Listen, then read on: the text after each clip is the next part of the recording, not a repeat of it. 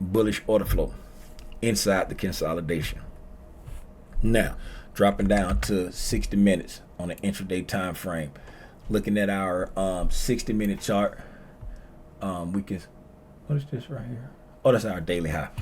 All right, looking at our 60-minute chart, this is where price opened up last night at 6 p.m.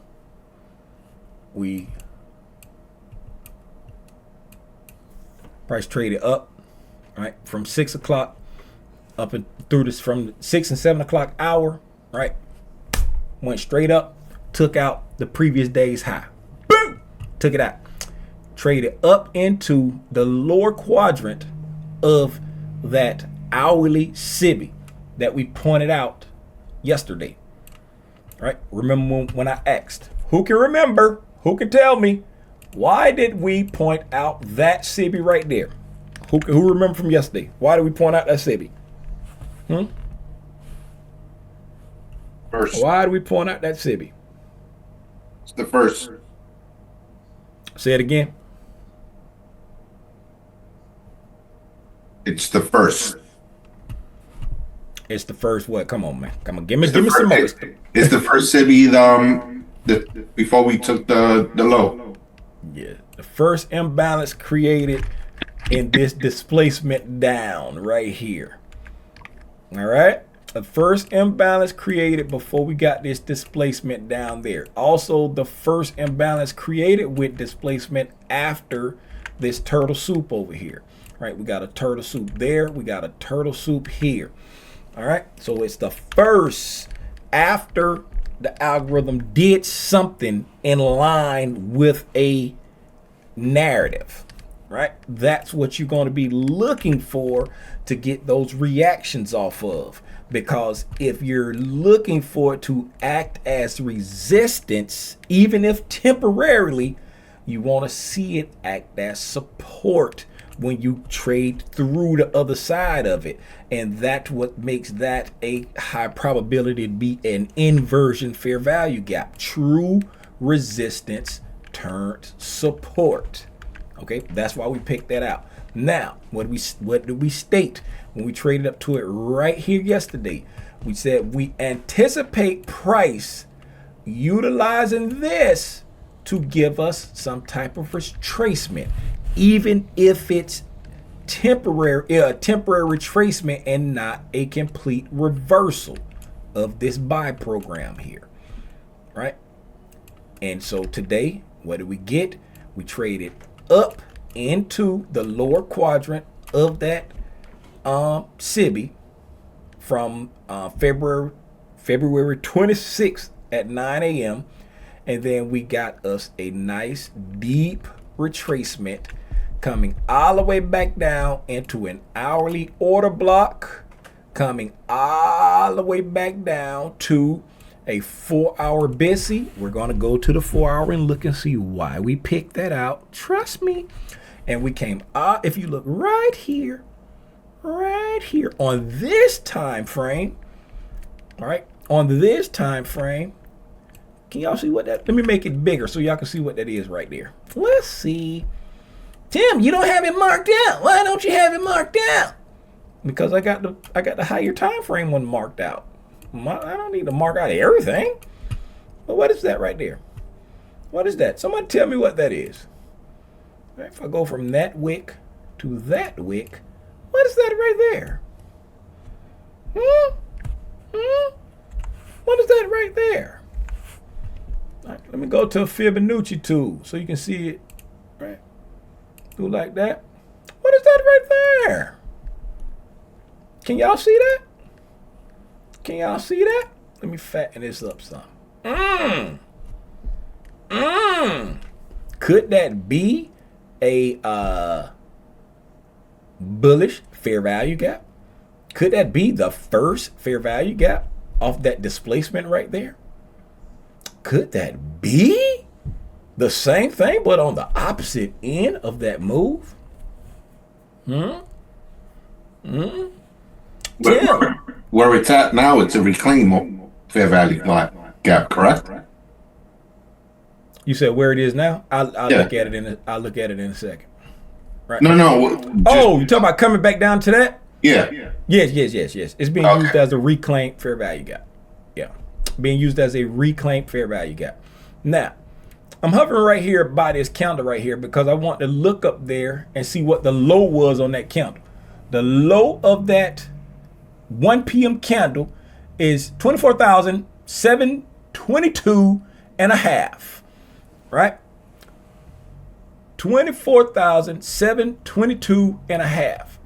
That fell 2.25 points shy of consequent encroachment of that gap there. Consequent encroachment was 22,770 and a quarter. So 2.25 points shy of consequent encroachment. Not showing a willingness to hit that level. Nice reaction up off of it, right? Healthy respect of that bullish fair value gap right there. And to the since Marco pointed it out, he said it is a reclaimed fair value gap. Let's look at why. Because when we created it here, right, price created, I keep going to the bottom to grab my tools, but I moved them up here because I kept moving my tools around. All right, so we came here, we created it, right? Then we swept liquidity, then we came back and created an inversion fair value gap. Remember what I said. You want to look at that first imbalance on a displacement leg, right? And if price gets to the other side of it, you're looking for it to act as resistance, even if it's for a short period of time. So it act as resistance.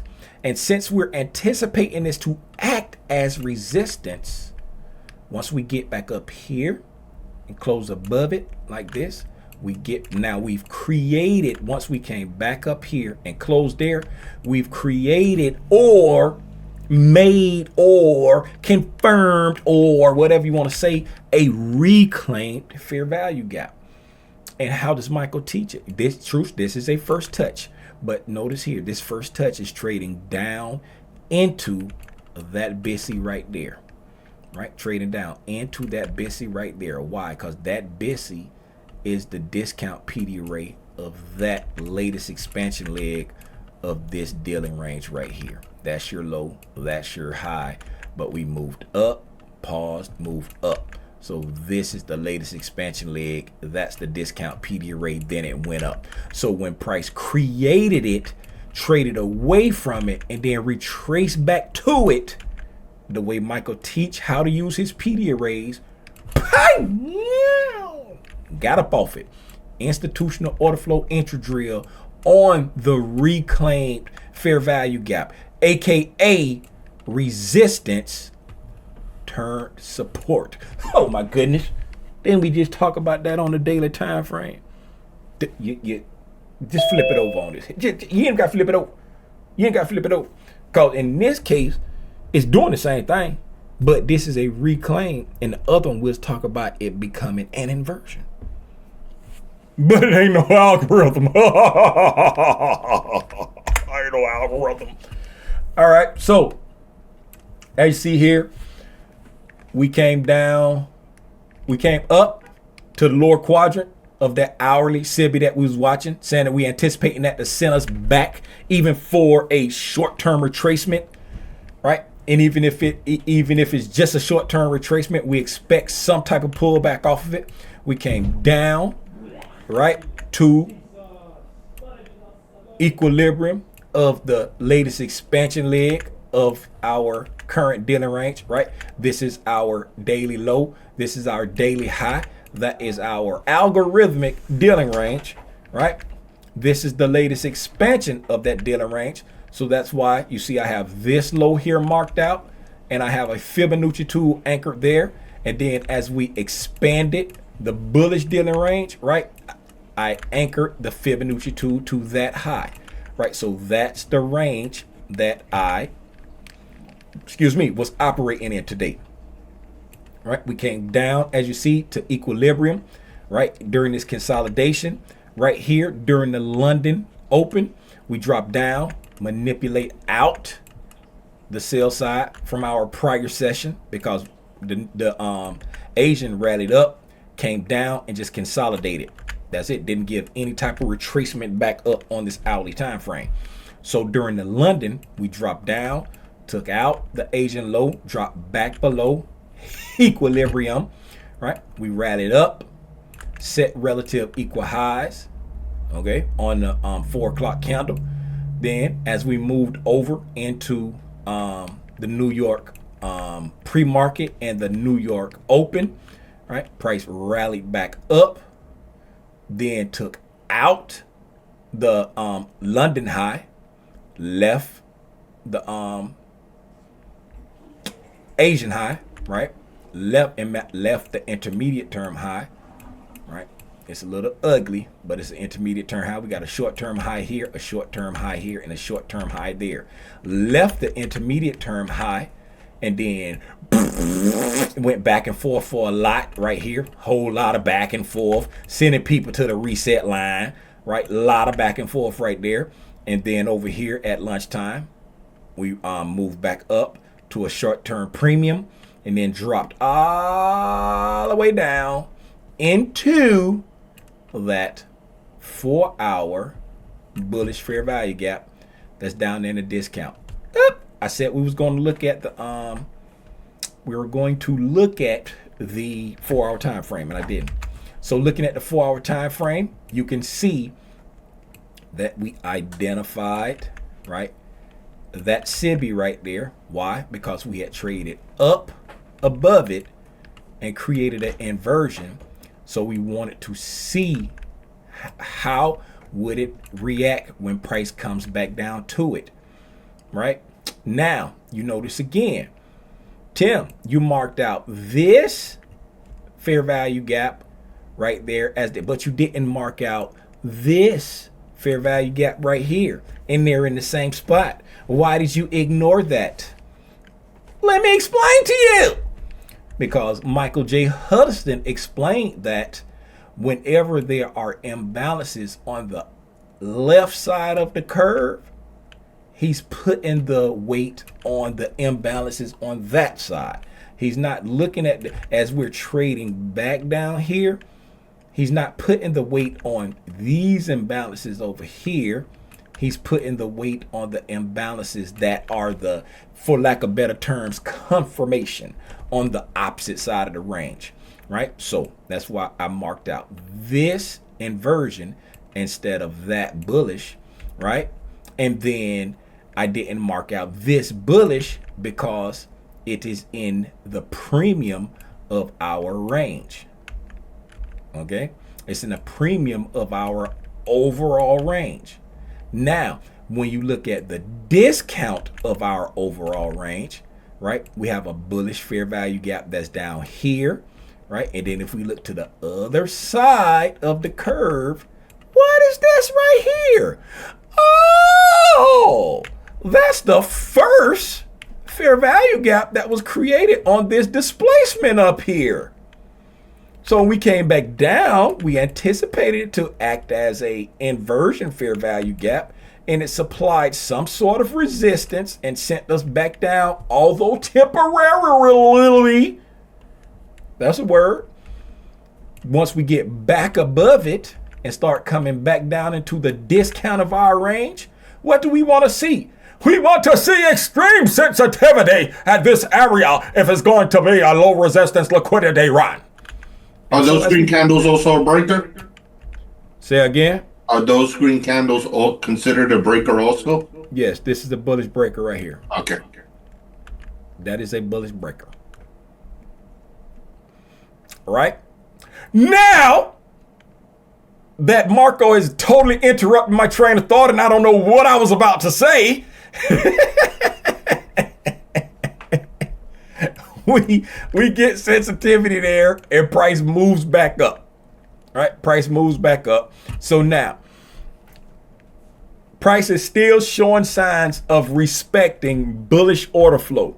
But remember, We're still just engineering liquidity. But even though we're just engineering liquidity, we can still see signs that price is respecting bullish order flow, right? So if you say, Tim, I can't just sit on my hands every single day and not trade. I do this for a living. I have to make money. Now you have a range that you see the algorithm is in. So now you can look for opportunities, instead of using the daily as your higher time frame for your narrative, come down. Use the 4-hour, use the hourly. You know what I'm saying? Don't get all the way down to 15 minute, right? Unless you really, really know what you're doing. But use the 4-hour at the lowest, the hourly time frame, to give you your bias, your narrative. What is the 4-hour respecting, right? Is the 4-hour respecting bullish order flow? Is it respecting bearish order flow? What is the hourly respecting? Is it respecting bullish order flow? Is it respecting bearish order flow, right? So once you figure out what your higher time frame is respecting, when your structure time frame gets on the same sheet of music, meaning if you're looking at a 4-hour time frame as your narrative and it's respecting bullish order flow, when your 15-minute time frame, which would be your structure time frame, gets on the same narrative of respecting bullish order flow, ooh, y'all feel me now? Yo, ooh, he cooking, let him cook. Drop one of Clue's bombs for Tim. Once the 15 minutes start respecting bullish order flow, now you can drop down to your entry time frame, right? Drop down to your 1 minute time frame and start looking for entry opportunities based off of the 1 minute respecting bullish order flow. And why is that? Because now all stars have aligned, and that is going to give you your best opportunity for a buy. It doesn't negate the fact that if the 4 hours respecting bullish order flow, and then if the 15 minute is respecting bearish order flow, and if you're in a premium, then you can go to the 1 minute and say, hey, the 1 minute is respecting bearish order flow. So now I can short within this range because I anticipated to come back down to a discount for the 4-hour time frame.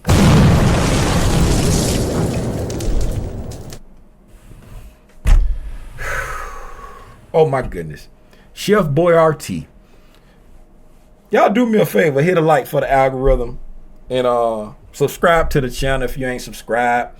We're gonna go ahead and move down to the 15-minute time frame and look at the New York